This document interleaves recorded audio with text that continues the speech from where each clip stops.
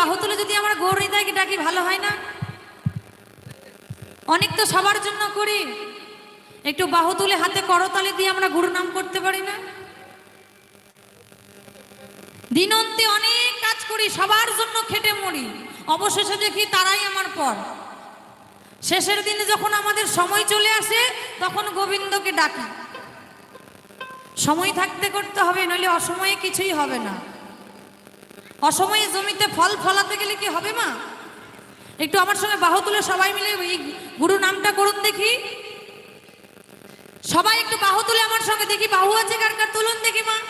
হ্যাঁ, ভজনী তাই গৌর রাধে শ্যাম।